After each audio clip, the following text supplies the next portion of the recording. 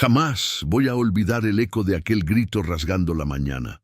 Era un sábado, serían como las 6, y yo estaba sentado en el pórtico de mi casa tomando un café de olla, bien cargado como lo preparaba mi difunta esposa.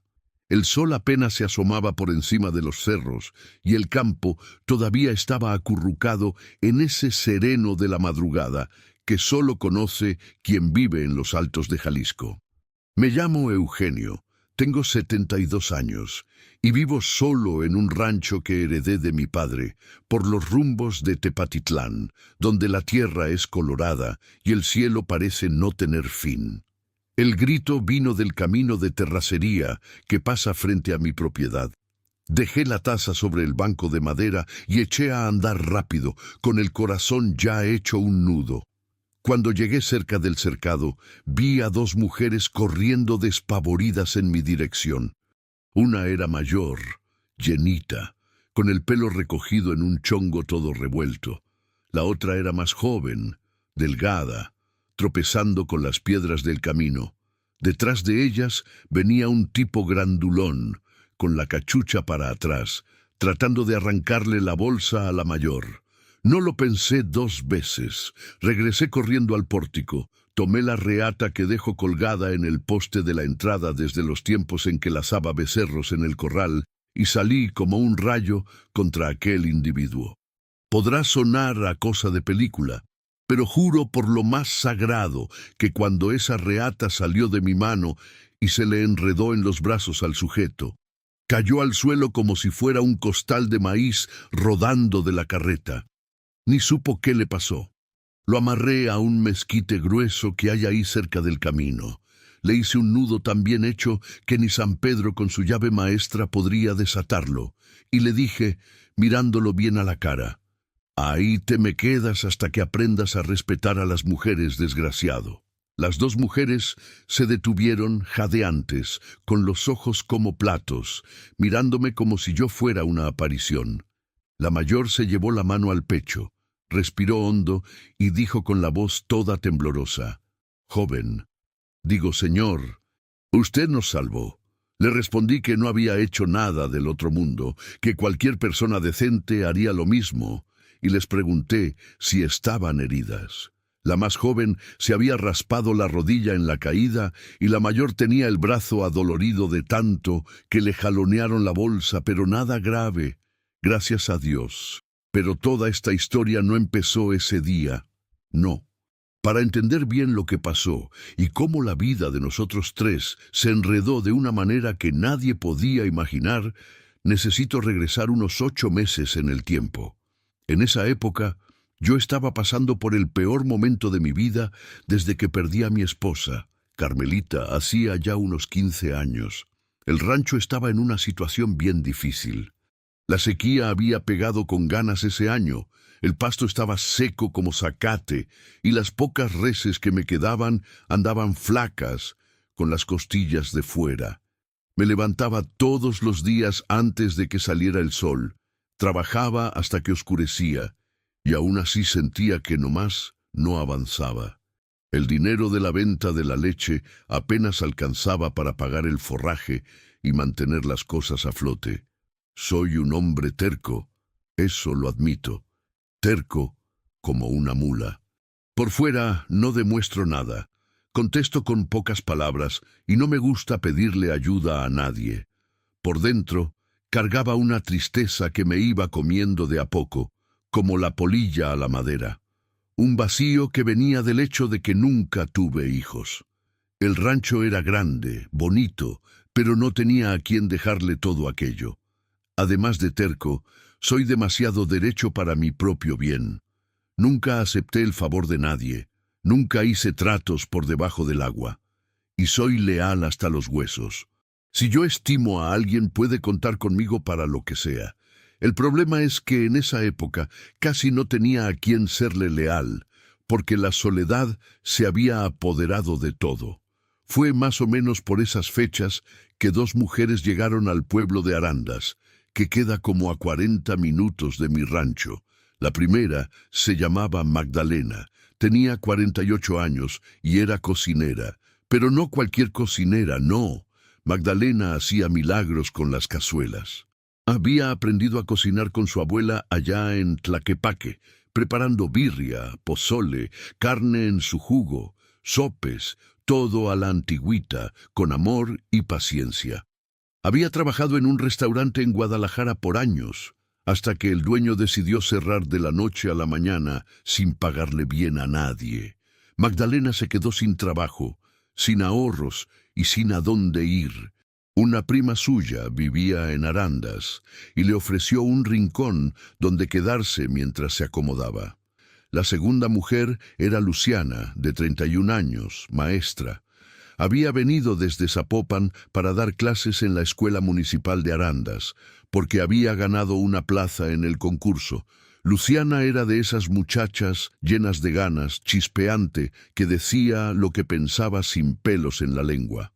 Su familia se la pasaba burlándose, diciéndole que estaba loca por dejar la vida en la ciudad para irse a vivir en medio de la nada. Su padre, un tipo orgulloso, le dijo en su cara que no iba a durar ni 3 meses. Eso le dolía a Luciana más de lo que aparentaba. Su motivación era demostrarle a todo el mundo que era capaz de hacer una diferencia en la vida de la gente, aunque fuera en un lugar pequeño. Las dos se conocieron en el tianguis de Arandas un domingo por la mañana. Magdalena estaba comprando unas especias cuando vio a Luciana toda perdida, mirando los puestos sin saber qué era la mitad de las cosas que vendían.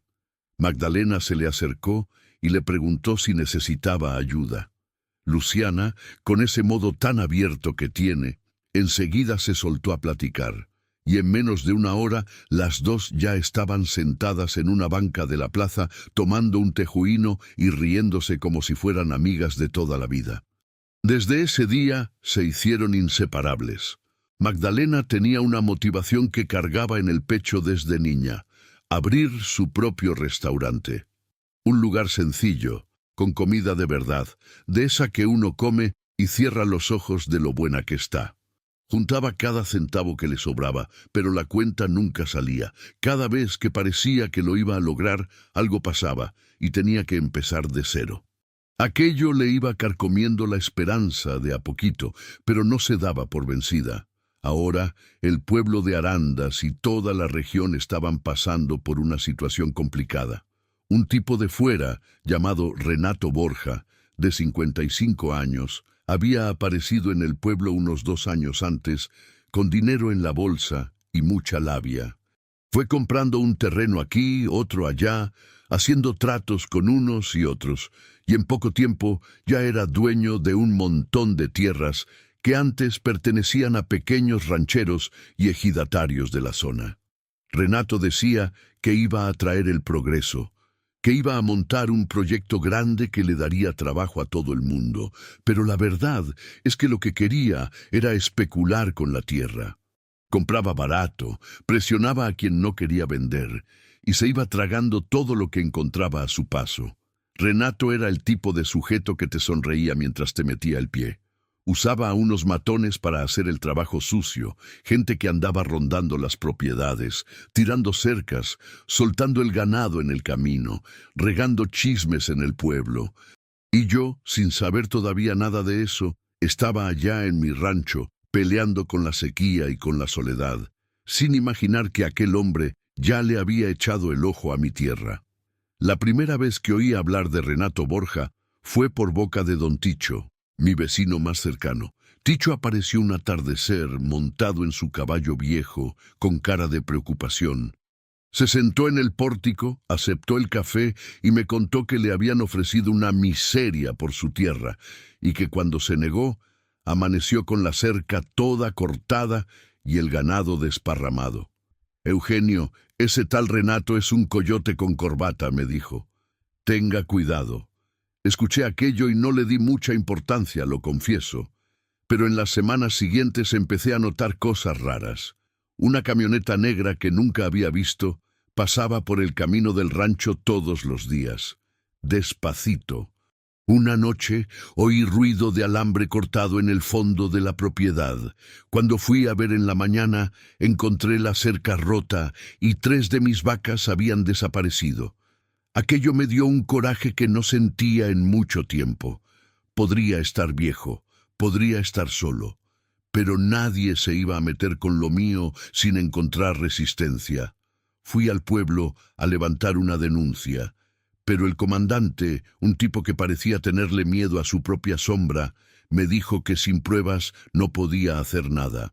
Regresé al rancho con la sangre hirviendo y la certeza de que iba a tener que arreglármelas solo.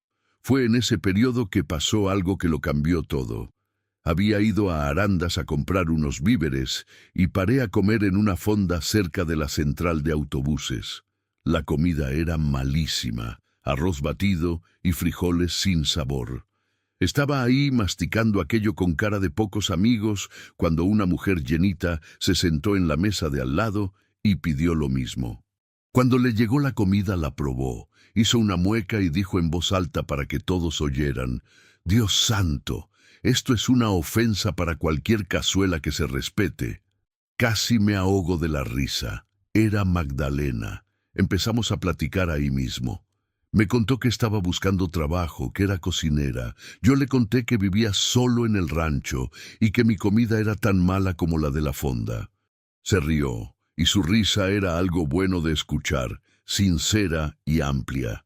No sé explicar bien qué pasó, pero cuando regresé al rancho ese día, me sentía diferente. No era felicidad, no. Era más como si una ventana que llevaba mucho tiempo cerrada se hubiera abierto un poquito y hubiera dejado entrar un aire fresco.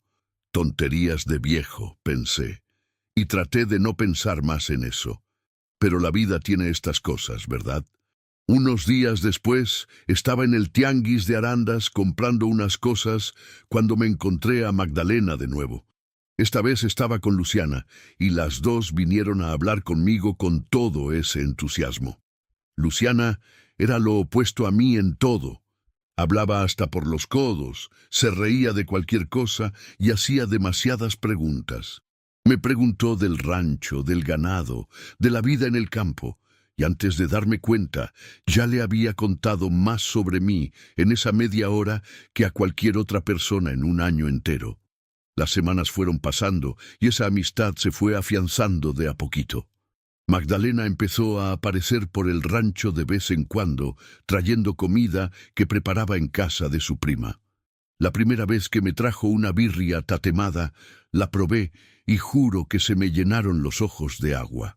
Hacía años que no comía algo tan bueno, con sabor a hogar, a familia, a algo hecho con cariño. Ella se dio cuenta de que me había emocionado, pero no dijo nada. Solo sonrió y fingió que estaba mirando hacia el patio. Luciana también iba con ella y empezó a interesarse por la historia del rancho. Yo le contaba de las generaciones que habían pasado por ahí, de mi abuelo que llegó a estas tierras sin nada, de mi padre que construyó la casa grande con sus propias manos. Pero no todo era plática amena. La presión de Renato Borja estaba aumentando. Un día, apareció en mi rancho un tipo todo encorbatado, presentándose como representante de inversiones, queriendo hablar sobre una propuesta irrechazable para la compra de mi propiedad. Escuché la propuesta, que era una miseria, y mandé al tipo a volar con unas cuantas palabras bien puestas. Se fue con la cola entre las patas, pero me lanzó una mirada que me dio un escalofrío. Esa mirada decía que aquello no se iba a quedar así. Y no se quedó. A la semana siguiente encontré la tranquera del rancho destrozada y más ganado suelto. Después, el motor de la bomba que usaba para sacar agua del arroyo apareció todo deshecho. Yo sabía que era gente de Renato, pero no tenía cómo probarlo. Magdalena y Luciana se enteraron de lo que estaba pasando y se indignaron. Luciana, con ese genio que se carga, dijo que no se iba a quedar de brazos cruzados. Empezó a hacer preguntas en el pueblo, a platicar con los viejos del lugar, a juntar información sobre las compras de terrenos que Renato había hecho. Y fue ahí que descubrió algo que nos dejó con los pelos de punta. Muchos de los rancheros que le vendieron a Renato decían que los habían presionado, que habían recibido amenazas y que habían firmado papeles sin entender bien lo que estaba escrito. Me preocupé de que Luciana anduviera moviendo ese avispero. Le dije que tuviera cuidado, que esa clase de gente no se anda con juegos, pero era tan cabeza dura como yo, y dijo que no iba a echarse para atrás. Fue en esa época que pasó lo que conté al principio, el día que lacé al tipo que estaba persiguiendo a las dos mujeres en el camino. Y ahora ya sé que aquel ladrón no era un ladrón cualquiera. Era uno de los matones de Renato Borja, y no estaba ahí por casualidad. Estaba siguiendo a Magdalena y a Luciana, porque Renato ya sabía que andaban haciendo demasiadas preguntas. Después de que amarré al sujeto y las dos mujeres se calmaron, Magdalena se ofreció a cocinar para mí en agradecimiento. Esa noche preparó una barbacoa de hoyo que juro que fue lo mejor que he comido en mi vida. Nos sentamos en el pórtico, los tres, con los platos en las piernas, comiendo y platicando bajo aquel cielo estrellado del campo jalisciense, lleno de luciérnagas parpadeando en la oscuridad. En ese momento sentí algo que no sentía en mucho tiempo, que no estaba solo, pero la paz duró poco. Al día siguiente el matón que había amarrado se fue, y la noticia de lo que hice llegó a oídos de Renato Borja. Y lo que este hombre decidió hacer para vengarse de mí y quitarme el rancho fue algo que nunca hubiera imaginado que alguien fuera capaz de hacer. Recibí una carta del banco, una carta que hizo que el suelo desapareciera bajo mis pies. Decía que el rancho tenía una deuda antigua de tiempos de mi padre que nunca fue pagada, una deuda de cuya existencia yo no sabía nada, y el plazo para pagar era de 3 meses, si no, lo perdería todo. El rancho, la casa, la tierra que mi familia cuidó por generaciones. Todo. Leí esa carta sentado en la misma silla donde mi padre se sentaba cada tarde. Me temblaban las manos. El papel quedó todo arrugado de tanto que lo apreté sin darme cuenta. Miré esa extensión de tierra, el corral, el mezquite que mi abuelo plantó, y sentí que el mundo se me venía encima. Magdalena estaba en la cocina cuando entré con la carta en la mano. Me vio la cara y supo al instante que algo andaba muy mal. Le mostré la carta sin poder decir nada. La leyó despacio y cuando terminó levantó los ojos hacia mí con una expresión que nunca voy a olvidar. No era lástima, no, era determinación. «Don Eugenio», dijo con voz firme, «vamos a encontrar la manera. Usted no va a perder este rancho». Yo quería creerle, quería con toda la fuerza de mi corazón cansado. Pero esa noche, acostado en la cama mirando el techo, lloré. Lloré bajito, para que nadie me oyera, como lloran los viejos cuando creen que ya no tienen salida. Y lo peor es que yo todavía no sabía que esa deuda no era real, que alguien había fabricado ese documento para sacarme de ahí, y que los próximos meses iban a ser los más difíciles de toda mi vida. Luciana apareció en el rancho al día siguiente, muy temprano, y Magdalena le contó todo. A Luciana se le pusieron los ojos rojos de coraje. «Esto tiene la mano de Renato metida», dijo golpeando la mesa. «Voy a descubrir la verdad, aunque sea lo último que haga». Miré a esas dos mujeres, ahí en mi cocina, peleando por mí, por un rancho que ni siquiera era suyo, y sentí un nudo en la garganta. ¿Cómo es que la vida pone a gente así en nuestro camino, justo cuando más la necesitamos? No sabía la respuesta. Solo sabía que, por primera vez en muchos años, no estaba solo en esa lucha. Y eso, a pesar de todo el miedo que sentía, me daba una chispa de esperanza. Pero la esperanza es algo frágil, y lo que vino en los días siguientes casi la apagó por completo. Los días que siguieron a esa carta fueron los más pesados que he cargado sobre mis hombros. Me despertaba de madrugada, antes de que cantara el gallo, y me quedaba sentado en la orilla de la cama mirando la oscuridad, con ese peso en el pecho que no se iba con nada. 3 meses. Era el plazo que tenía para juntar un dinero que no sabía ni de dónde iba a sacar. El rancho apenas daba para el sustento. El ganado estaba flaco, la leche rendía poco, y ahora encima tenía esta deuda que había caído del cielo como un rayo en día soleado. Magdalena se dio cuenta de que me estaba consumiendo. Aparecía en el rancho casi todos los días, siempre con algo de comida, siempre con esa manera firme suya de no aceptar ver a nadie rendirse.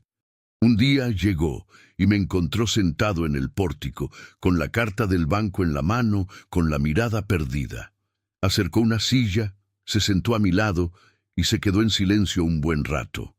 Luego dijo: «Don Eugenio, yo ya perdí trabajo, ya perdí casa, ya perdí casi todo en esta vida, pero nunca he perdido la fe en que las cosas pueden mejorar, y usted tampoco la va a perder. Yo quería creer, pero los números no cuadraban. El monto de la deuda era demasiado alto para lo que yo podía producir». Luciana, que tenía buena cabeza para esas cosas, se sentó conmigo una tarde e hizo las cuentas. Aún vendiendo parte del ganado, aún recortando todo lo que se podía recortar, no íbamos a llegar ni a la mitad de la cantidad. Vi cómo su expresión cambió cuando terminó de sumar. Intentó disimular, pero me di cuenta. La situación era grave. Fue entonces cuando Magdalena tuvo la idea que le dio un giro a las cosas.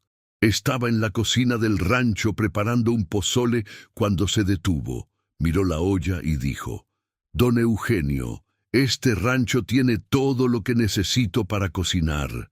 Hay queso fresco, hay leche, hay fruta de la región, hay gallinas de corral. ¿Y si empezamos a vender comida en el tianguis de Arandas, comida de verdad, hecha aquí, con productos de aquí?» Al principio me pareció una locura. Yo era ranchero, no tianguista, pero Magdalena tenía ese brillo en los ojos que no se podía ignorar. Ya estaba planeando todo. Iba a hacer birria, pozole, sopes, flan de elote, queso frito, todo con los productos del rancho. Luciana se emocionó también y dijo que ayudaba a correr la voz en la escuela y en el pueblo. El primer sábado de tianguis fue un desastre. Me quedé parado detrás de una mesa improvisada, avergonzado, mientras Magdalena acomodaba los trastes y Luciana intentaba convencer a la gente que pasaba para que probara. Para el mediodía no habíamos vendido casi nada. Regresamos al rancho en silencio. La segunda semana fue un poco mejor. Magdalena ajustó las recetas, hizo porciones más pequeñas y Luciana pegó unos carteles en los postes del pueblo. En la tercera semana, doña Gloria, una señora que tiene una tienda de abarrotes, probó la birria de Magdalena y le encargó 10 órdenes para vender en su local. Fue el primer pedido de verdad. La cosa fue creciendo despacio, muy despacio. No era un éxito rotundo, pero cada semana se vendía un poquito más que la anterior. El problema es que, despacio, no resolvía mi problema. El plazo seguía corriendo y el dinero todavía estaba lejos. Mientras tanto, Luciana no había dejado de investigar los negocios de Renato Borja. Iba a la escuela durante el día, les daba clase a los niños y por la noche se quedaba leyendo documentos, platicando con los viejos del pueblo, juntando pieza por pieza de ese rompecabezas. Un día me llamó toda agitada y me dijo que necesitaba hablar conmigo urgente. Cuando llegó al rancho, traía una carpeta llena de papeles. Se sentó en la mesa de la cocina, los extendió todos y empezó a mostrarme. «Don Eugenio, fui a la notaría pública y pedí ver los registros de las tierras que compró Renato. 3 escrituras tienen errores en el registro. Los números de los lotes no coinciden. Las fechas están cambiadas y 2 fueron registradas el mismo día por notarios diferentes. Esto no es normal». Yo miré todo aquello y no entendí mucho, lo confieso, pero Luciana estaba convencida de que ahí había algo turbio. Quería llevarle eso a un abogado, pero el único del pueblo era el licenciado Valdivia, un viejo de unos 70 años que pasaba más tiempo dormitando en la silla de su despacho que trabajando. Todos en el pueblo decían que ya chocheaba, que ya no servía para nada. Pero Luciana insistió en buscarlo, y aquí pasó algo que me sorprendió. Cuando Luciana le mostró los documentos al licenciado Valdivia, el viejo se enderezó en la silla, se puso los lentes en la nariz y empezó a leer con una atención que nadie creía que todavía tuviera. Se quedó ahí más de una hora analizándolo todo, haciendo anotaciones en una libretita, y cuando terminó, miró a Luciana y dijo con la voz más seria del mundo: «Mijita, aquí hay fraude, y de los grandes». Aquello encendió una esperanza, pero al mismo tiempo trajo miedo. Si nos metíamos con eso, Renato se pondría aún más peligroso, y fue exactamente lo que pasó. Pocos días después de la visita al abogado, yo estaba trabajando en el corral cuando vi que una camioneta negra se detenía frente al rancho. Se bajaron dos tipos que nunca había visto y se quedaron ahí, parados, mirando la propiedad como quien evalúa mercancía.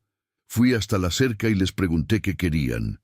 Uno de ellos, el más alto, sonrió y dijo: «El patrón manda a avisar que es mejor que acepte la propuesta mientras todavía tiene una. Después puede ser demasiado tarde». Sentí que la sangre me hervía, pero me contuve. Respondí que el rancho no estaba en venta y que su patrón podía meterse la propuesta por donde no le da el sol. Los dos se rieron, se subieron a la camioneta y se fueron. Pero esa visita me dejó con el estómago revuelto todo el día. Esa noche no pude dormir. Me la pasé caminando por la casa, mirando por la ventana, con el oído alerta a cualquier ruido. Y qué bueno que me quedé despierto, porque como a las 3 de la mañana oí ruido de motor en el potrero. Agarré la linterna y salí corriendo. Cuando llegué, vi que alguien había abierto la tranquera y estaba tratando de llevarse 5 de mis mejores vacas lecheras. Grité, hice ruido, y el sujeto salió corriendo en la oscuridad. Pero 2 vacas ya se habían ido. Me quedé ahí en medio del potrero, con la linterna en la mano, temblando de coraje y de cansancio. 2 animales, 2 vacas que daban leche todos los días, que eran parte del sustento del rancho. Se las llevaron así, en mitad de la noche, como si nada. Al otro día, le conté a Magdalena y a Luciana lo que había pasado. Luciana se puso fuera de sí. «Tenemos que hacer algo, don Eugenio. Esto no se puede quedar así». Pero yo estaba cansado. Cansado de pelear, cansado de despertarme con miedo, cansado de ver cómo se me iban las cosas poco a poco. En ese momento, por primera vez, pensé en rendirme. Pensé en aceptar la propuesta de Renato, tomar el miserable dinero que ofrecía e irme a cualquier lugar. Al menos tendría paz. Magdalena debió haberme leído la cara, porque esa noche se quedó en el rancho hasta más tarde. Cuando Luciana se fue, se sentó en el pórtico conmigo y se quedó callada un buen rato. El cielo estaba despejado, lleno de estrellas, y el silencio del campo era tan grande que se podía oír el latido del corazón. «Don Eugenio», dijo en voz baja, «yo sé que está cansado. Yo también lo estoy. Cuando perdí mi trabajo en Guadalajara, me sentí tan perdida que no salía de la cama. Me la pasaba acostada todo el día, sin ganas de nada. Creía que ya no servía para nada en este mundo más que para cocinar en restaurantes de otros. Y luego vine a parar aquí, a este lugar que ni conocía, y los encontré a usted y a Luciana. ¿Y sabe qué entendí? Que no tenemos que resolverlo todo solos. Que a veces la fuerza que a uno le falta la tiene quien está a nuestro lado». La miré y vi que tenía los ojos llorosos, y los míos también. Nos quedamos ahí en ese pórtico, bajo las estrellas del campo jalisciense, y por primera vez le tomé la mano. No dije nada. Ella tampoco. Pero en ese contacto había más verdad que en cualquier palabra que yo pudiera decir. El problema es que al día siguiente la realidad volvió con toda su fuerza. Luciana apareció en el rancho con una noticia que nos movió el piso. Alguien había entrado en el despacho del licenciado Valdivia durante la noche y se había llevado la carpeta con todos los documentos que ella había juntado sobre los fraudes de Renato Borja. Todo. Meses de trabajo, de investigación, de pláticas con la gente del pueblo. Todo desapareció. Luciana estaba destrozada. Se sentó en una silla de la cocina y lloró. Lloró de coraje, de frustración, con la sensación de que todo lo que hacía era en vano. Me salí de Zapopan para demostrar que era capaz de algo, dijo entre sollozos, y ahora no puedo ni proteger unos papeles. Miré a esa muchacha llorando, y sentí que algo se me estrujaba por dentro. Había dejado todo, se había venido para acá sola, y estaba peleando por una causa que ni siquiera era suya. Me acerqué, le puse la mano en el hombro y le dije, Luciana, usted ya ha hecho más por este pueblo y por este rancho que mucha gente en toda su vida. Los papeles desaparecieron, pero lo que usted sabe está aquí, en su cabeza, y eso nadie se lo roba. Ella se secó los ojos, respiró hondo y asintió con la cabeza. En ese momento vi que Luciana estaba hecha de una fibra que no se rompe fácil. Se iba a levantar, y se levantó. En los días siguientes, Luciana rehizo todo el trabajo. Volvió a la notaría pública, pidió copias de los documentos de nuevo. Platicó otra vez con los vecinos, pero esta vez lo hizo diferente. Le tomó foto a todo con su celular y lo guardó en una cuenta en la nube a la que solo ella tenía acceso. Ahora que se roben todas las carpetas que quieran, dijo con una media sonrisa. Mientras Luciana trabajaba en lo de los documentos, el negocio en el tianguis fue tomando fuerza. Magdalena estaba haciendo milagros en la cocina del rancho. Su birria se volvió famosa en el pueblo y el queso asado con miel de piloncillo hacía que se formara fila en nuestro puesto. Doña Gloria aumentó el pedido a 20 órdenes de birria por semana y otros 2 comerciantes del pueblo también empezaron a comprarnos. El dinero estaba entrando, pero todavía era poco para el tamaño de la deuda, y el plazo se estaba acortando. Fue en esa época que pasó algo inesperado. Luciana les había pedido a los alumnos de la escuela que hicieran un trabajo sobre la historia de la región.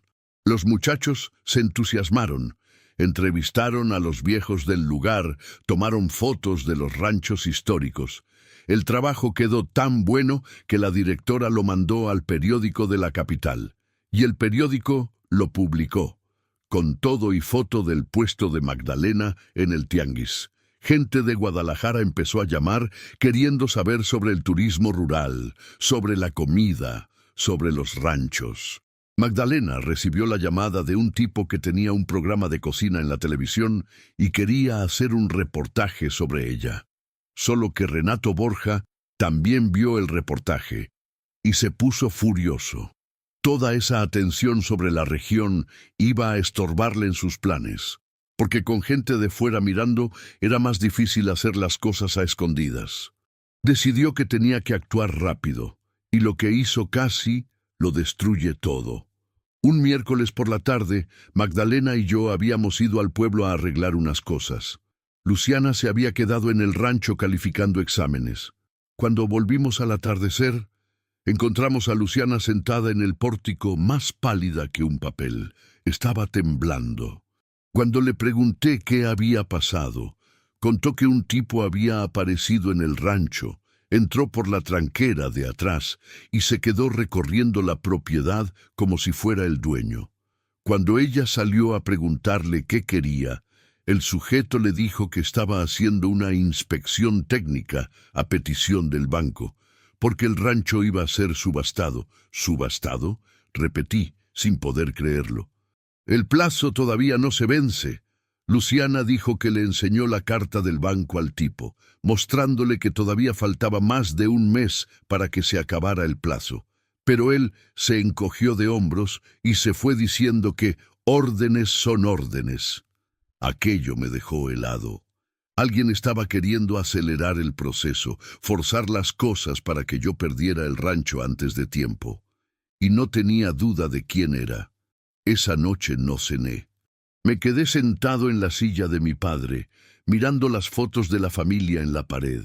Mi abuelo, mi padre, mi madre, Carmelita, generaciones enteras que pasaron por esa casa, que sudaron en esa tierra, y ahora un tipo de fuera quería quitármelo todo por pura avaricia. Magdalena entró a la sala y se sentó en el suelo, cerca de mi silla. No dijo nada, solo se quedó ahí, cerca. Y su presencia, su calor ahí a mi lado, era lo único que me impedía hundirme del todo. Pero a la mañana siguiente, cuando me levanté y fui al corral, encontré algo que me hizo caer de rodillas. La tranquera del corral estaba abierta de par en par, y el ganado que aún me quedaba, las últimas vacas que tenía, ya no estaba. El corral estaba vacío, completamente vacío. Me quedé ahí, arrodillado en la tierra colorada, con el sol pegándome en la espalda, y sentí que había llegado al fondo del pozo. Sin ganado, sin dinero, con una deuda encima y gente poderosa queriendo comerme vivo. Apoyé la frente en el suelo y cerré los ojos. Magdalena me encontró ahí y se arrodilló a mi lado.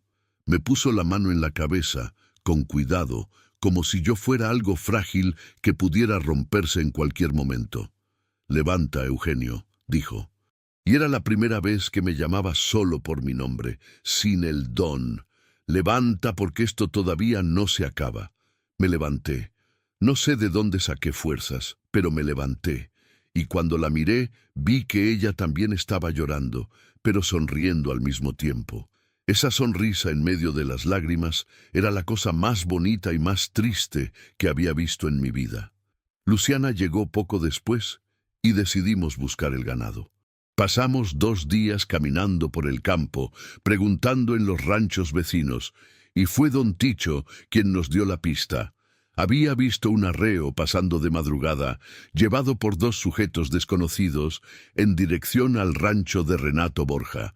Mi ganado estaba en las tierras de Renato, yo lo sabía, Ticho lo sabía, todo el mundo lo sabía. Pero probarlo era otra historia. Luciana quería ir a confrontar a Renato. Le dije que no, que teníamos que ser listos. Magdalena estuvo de acuerdo conmigo. «Ese tipo quiere que cometamos una tontería», dijo. «No vamos a darle ese gusto». Pero lo que ninguno de nosotros sabía es que la suerte, que parecía habernos abandonado hacía tiempo, estaba a punto de dar una vuelta. Y esa vuelta empezó de una manera que nadie podía imaginar, con un azadón golpeando algo duro en el traspatio de mi propio rancho. Magdalena había decidido plantar unas hierbas de olor, de esas que usaba para sazonar la comida. Estaba ahí cavando, toda sudada, cuando el azadón pegó en algo que hizo un ruido metálico. Cavó un poco más y sacó de la tierra una caja de hojalata, toda oxidada, cubierta de tierra colorada. Me llamó, y yo fui sin imaginar lo que iban a encontrar. Cuando abrimos esa caja, sentí como si el tiempo se hubiera detenido. Adentro había unos documentos viejos, amarillentos, envueltos en un trapo de algodón que ya se estaba deshaciendo. Eran papeles de tiempos de mi abuelo. Escrituras, mapas dibujados a mano, registros de posesión. Y esos documentos mostraban algo que yo nunca supe. El rancho original de mi abuelo era mucho más grande de lo que imaginábamos. Las tierras se extendían mucho más allá de las cercas que yo conocía, cubriendo un área enorme que incluía buena parte de los terrenos que Renato Borja había comprado en los últimos años. Me quedé parado, con esos papeles viejos en la mano, sin poder hablar. Magdalena me miraba con los ojos desorbitados. «Don Eugenio», susurró, «esto lo cambia todo». Y vaya que lo cambiaba. Pero yo todavía no sabía el verdadero tamaño de lo que habíamos descubierto, ni sabía que esos documentos iban a revelar una verdad que pondría la vida de todos de cabeza, incluyendo la mía. Pasé la noche entera sin dormir, con aquellos documentos viejos esparcidos en la mesa de la sala.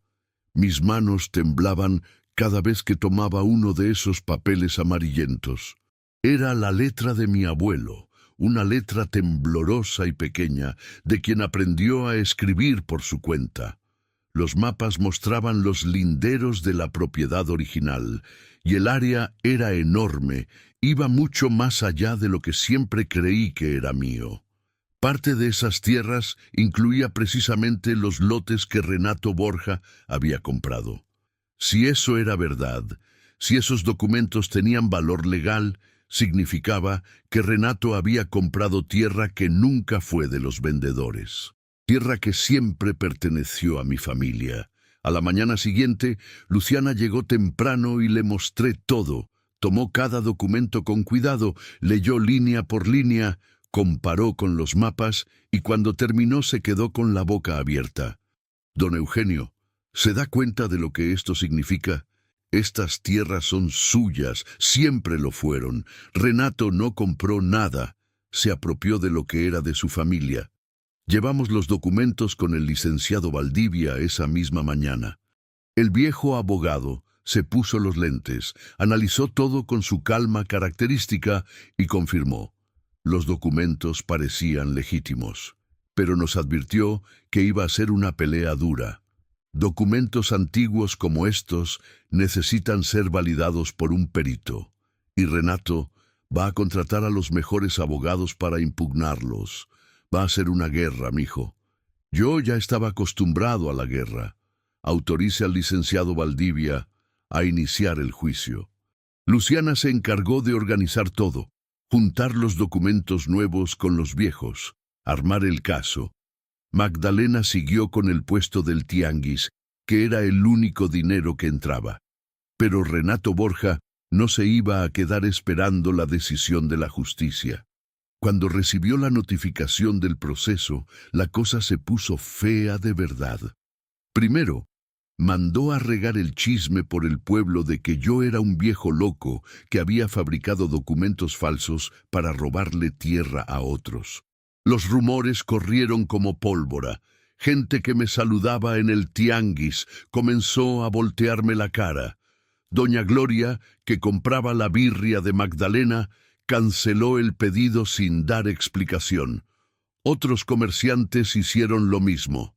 En menos de 2 semanas, el negocio del tianguis se vino abajo.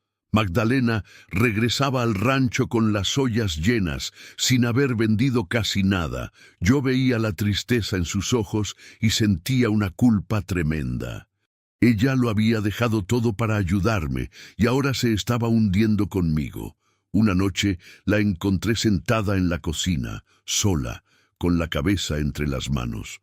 Cuando me vio, intentó disimular, pero me di cuenta de que había llorado. Magdalena, le dije, usted no tiene por qué quedarse aquí.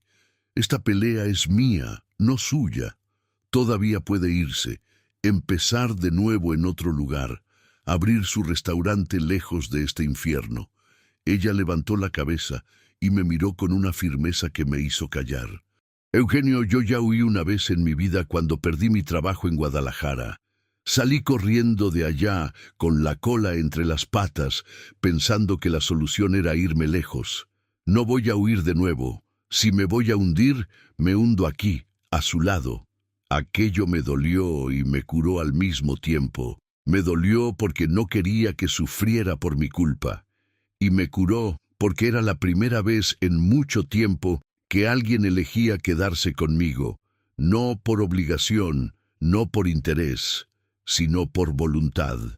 Le tomé la mano sobre la mesa y nos quedamos ahí, en silencio, mientras el viento del campo sacudía las ventanas de la cocina. Luciana también sufría las consecuencias. En la escuela, la directora le dijo que había gente quejándose de que se involucrara en asuntos polémicos. Padres de familia ligados a Renato la habían presionado. Luciana salió de la dirección roja de coraje, pero no se echó para atrás. Los días pasaban y la situación se apretaba cada vez más. El plazo de la deuda del banco estaba llegando, el tianguis se había secado y el juicio contra Renato tardaría en resolverse. Empecé a sentir ese cansancio que no es del cuerpo, es del alma. Un cansancio que pesa en los hombros y hace que uno ande encorvado, como si cargara el mundo a cuestas. Una tarde estaba reparando la cerca del fondo cuando vi a Renato Borja en persona por primera vez. Llegó en una camioneta nueva, reluciente, y se detuvo en el camino justo frente a mi propiedad. Se bajó del vehículo, bien vestido, con una camisa de vestir y un sombrero caro, y se quedó mirándome por encima de la cerca con una sonrisa que me dio asco. «Don Eugenio», dijo con esa voz mansa y falsa, «usted es un hombre terco. Admiro eso, pero la terquedad sin dinero no retiene la tierra. Usted sabe que va a perder este rancho. La deuda está ahí, el banco no perdona. Estoy aquí para hacerle una última oferta. Esta vez el valor es mejor. Usted toma el dinero, se va a descansar a un lugar tranquilo y deja de sufrir». Dejé el martillo en el suelo.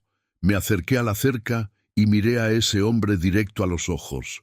«Renato», dije, y mi voz salió más firme de lo que esperaba. «Esta tierra vio nacer a mi abuelo y crecer a mi padre. Me vio llorar cuando perdí a mi esposa y me vio levantarme al día siguiente para seguir trabajando. Usted podrá tener dinero, abogados y matones, pero no tiene lo que yo tengo, raíces en esta tierra. Y las raíces, amigo, nadie las arranca». Su sonrisa se borró al instante. Me miró con una rabia fría, se subió a su camioneta y se fue levantando polvo. Me quedé ahí temblando, no de miedo, sino de una mezcla de coraje y orgullo que me hacía latir fuerte el corazón. Pero la situación seguía siendo desesperada. Faltaba una semana para que se venciera el plazo de la deuda y no teníamos ni la mitad del dinero. Luciana y el licenciado Valdivia intentaron negociar con el banco, pedir una prórroga, pero la respuesta fue tajante. Sin pago, el rancho iba a subasta. Fue en ese momento que Luciana hizo un descubrimiento que lo cambió todo. Estaba analizando los documentos antiguos de mi abuelo una vez más, comparándolos con los registros de la notaría, cuando notó algo que se le había pasado. En los papeles viejos había una anotación de mi abuelo sobre un manantial que existía en la propiedad, en una parte lejana, a la que yo casi nunca iba. La anotación decía que el agua era cristalina y de sabor dulce, distinta a toda el agua de la región. A Luciana le entró la curiosidad y me pidió que la llevara al lugar. Fuimos a pie, caminando por el campo seco, hasta llegar a un pedazo de monte cerrado que no visitaba en años. Y ahí, escondido entre las piedras y la vegetación, estaba el manantial.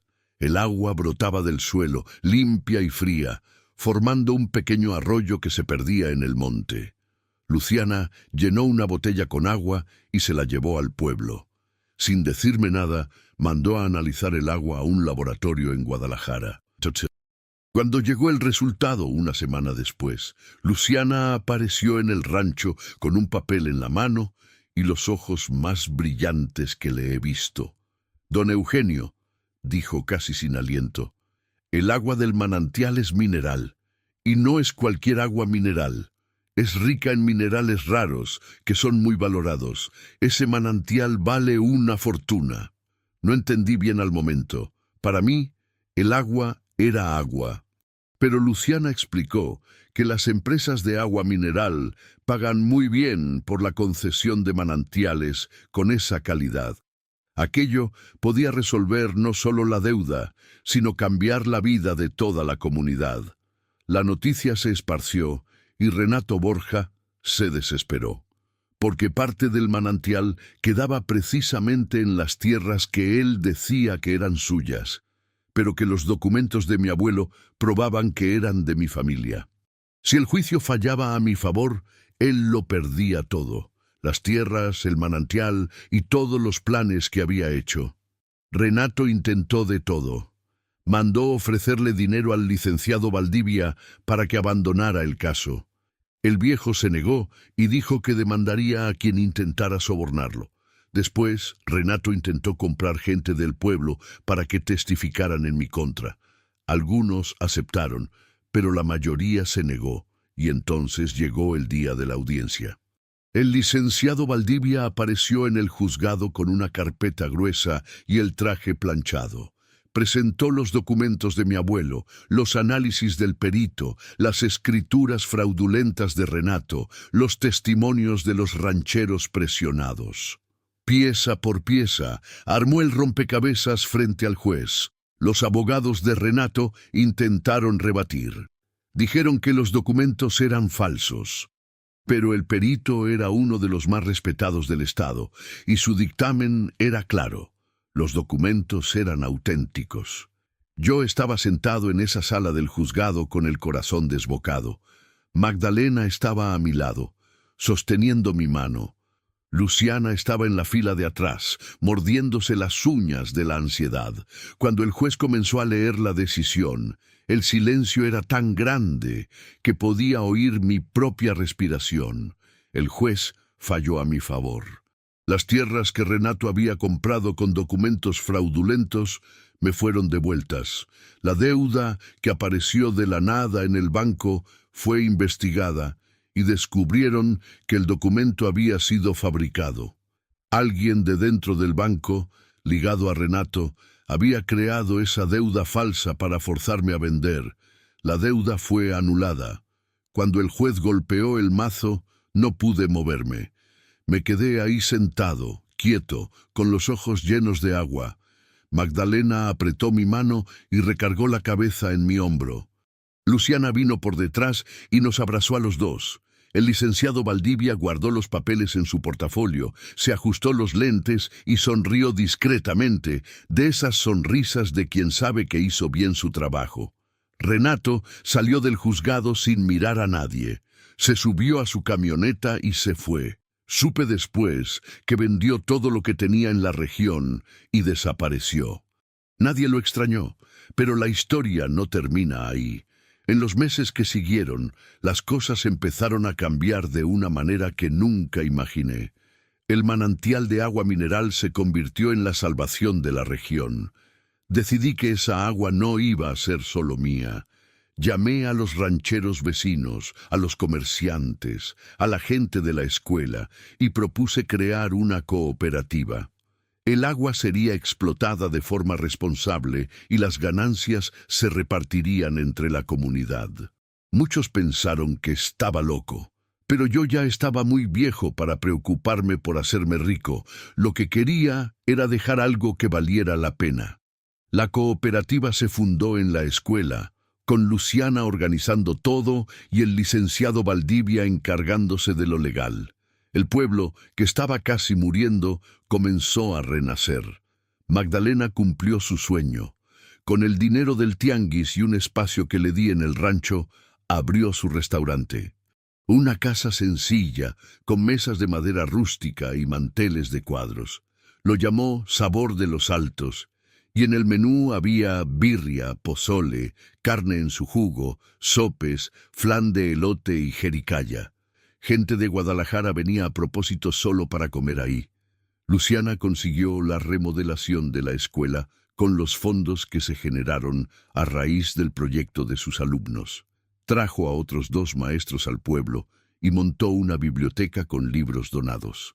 Su padre, el que le dijo que no duraría ni 3 meses, apareció un día en la escuela sin avisar.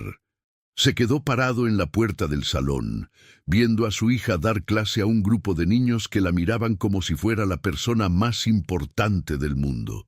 Cuando la clase terminó, se acercó, la abrazó fuerte y le dijo: «Estaba equivocado, mija.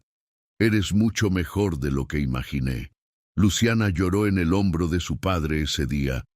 Y yo, que iba pasando por el pasillo y vi la escena, tuve que contenerme para no llorar también.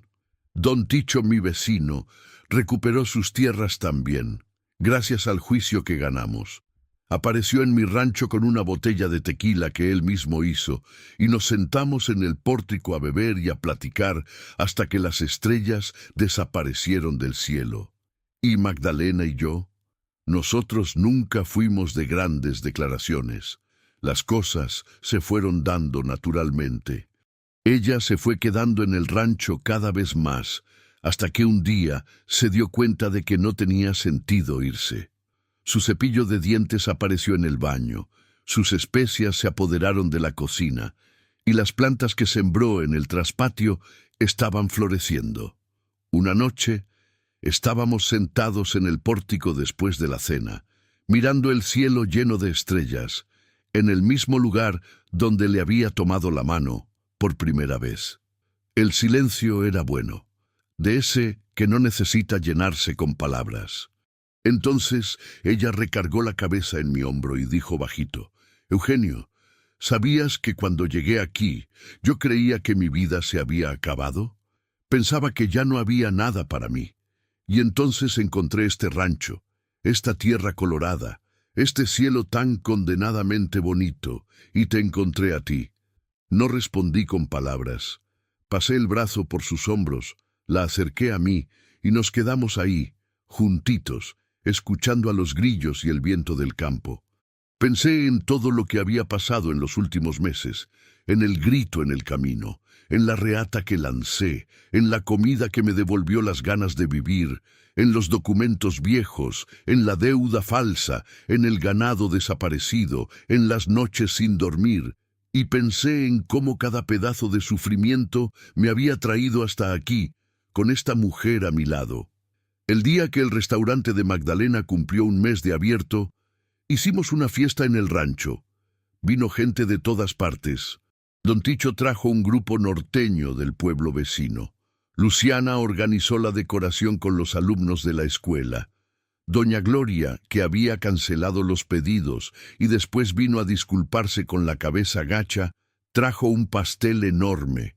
El licenciado Valdivia apareció de traje y corbata, se sentó en una mecedora y se quedó mirando todo con esa sonrisa tranquila que tenía.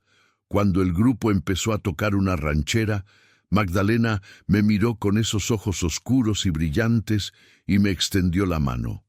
«Venga a bailar, viejo terco. Yo soy más duro que un tronco de mezquite para esas cosas. No bailo desde mis tiempos de juventud». Pero esa noche le tomé la mano, me levanté de la silla y fui al centro del patio. Bailamos bajo las estrellas, en el mismo traspatio donde ella había encontrado la caja, sobre la misma tierra colorada que mi abuelo pisó cuando llegó aquí sin nada. No bailé bonito, no. Le pisé el pie como 3 veces, y ella se reía cada vez que yo perdía el paso. Pero era la risa más sabrosa del mundo, una risa llena de amor y de vida. Esa noche, mirando a mi alrededor, vi a Luciana bailando con un muchacho del pueblo, toda suelta y feliz. Vi a don Ticho aplaudiendo al ritmo de la música. Vi a los vecinos, a los alumnos, a los comerciantes, a toda esa gente que se había unido cuando las cosas se pusieron difíciles, y entendí algo que debí haber entendido mucho antes, que el rancho nunca fue solo tierra y ganado. El rancho siempre fue la gente que pasa por él, que lo cuida, que llora y ríe y baila en él. Yo creía que iba a morir viejo y solo, sin haberle dejado nada al mundo. Pero la vida me demostró que estaba equivocado, porque el legado más grande que alguien puede dejar no es la tierra, ni el dinero, ni los documentos. Es el valor de enfrentar lo que venga, de no rendirse cuando todo parece perdido, de abrir el corazón cuando ya ha sido lastimado demasiado. Y el valor también de aceptar ayuda, de dejar que alguien entre en tu vida cuando ya habías renunciado a tener compañía. Magdalena recargó la cabeza en mi pecho mientras bailábamos, y sentí el perfume a cedrón que siempre traía consigo. Cerré los ojos y di gracias. Agradecí por el grito que me sacó del pórtico esa mañana, por la reata que tomé sin pensar, por la comida que me devolvió a la vida, por las 2 mujeres que aparecieron en mi camino cuando más las necesitaba. Y dicen las comadres de Arandas que esa noche, bajo ese cielo inmenso del campo jalisciense, el viento sopló más manso, los grillos cantaron más bonito y las estrellas parecían más cerca de la tierra. Como si el mundo entero se hubiera detenido un poquito para ver a ese viejo terco bailar una ranchera con la mujer que le salvó la vida. Y yo, que nunca he creído en esas cosas, juro que esa noche sentí que Carmelita también estaba ahí, en algún lugar, sonriendo y diciendo, «Ya era hora, Eugenio, ya era hora».